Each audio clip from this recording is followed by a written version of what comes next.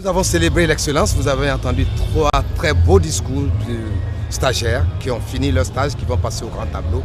Et surtout, nous avons fait une belle fête avec des avocats et des bâtonniers venus de toutes parts, de Haïti, de Martinique, de Paris, de Rennes, de toute l'Afrique, du Rwanda.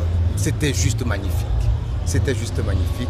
Merci encore à la presse d'avoir été constamment présent pendant cette semaine, d'avoir fait des reportages pertinents et d'avoir présenté le nouveau visage que le Conseil de l'Ordre veut donner à l'avocat ivoirien. Je vous remercie. Qu'est-ce qu'on peut retenir des avocats pour cette année 2018? Qu'est-ce que vous réservez? Qu'est-ce que nous réservons aux populations? Mais toujours de la disponibilité, toujours de l'assistance, payante ou gratuite selon le cas, selon les revenus de chacun, étant encore rappelé qu'aucun avocat n'est jamais trop cher. Le principe en la matière, c'est que les honoraires sont librement débattus entre l'avocat et son client. Donc nous réservons beaucoup de disponibilité avec des connaissances renouvelées puisque nous faisons beaucoup de formations. Et donc nous allons ouvrir la salle de consultation gratuite de la maison de l'avocat aux 2 plateaux derrière l'ENA.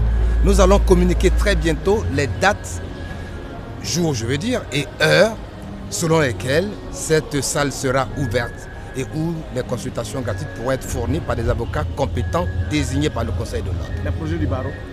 Les projets du barreau, ils sont les mêmes depuis 3 ans. Projet de formation des avocats à s'adapter à l'évolution de la profession. Vous avez vu, nous avons commencé la semaine par nous interroger sur de qui sommes-nous les fils, pour dire que nous avons des principes fondamentaux dont nous ne devons pas nous départir, nous ne devons pas nous renier. Cependant que de plus en plus, l'avocat devient un entrepreneur. Et aujourd'hui, le thème de la rentrée, c'était l'avocat acteur de développement. Donc, il y a beaucoup de choses qui attendent les avocats en termes d'évolution de la profession, en termes de digitalisation. J'entends tout ce qui est numérisation, tout ce qui est intervention de robots, etc. dans l'exercice professionnel. Pour tout cela, nous devons nous mettre à l'ordre du jour, nous devons faire les mises à jour pour ne pas être surpris par l'ubérisation qui arrive de façon galopante. Que dites-vous de l'appel lancé par votre confrère du barreau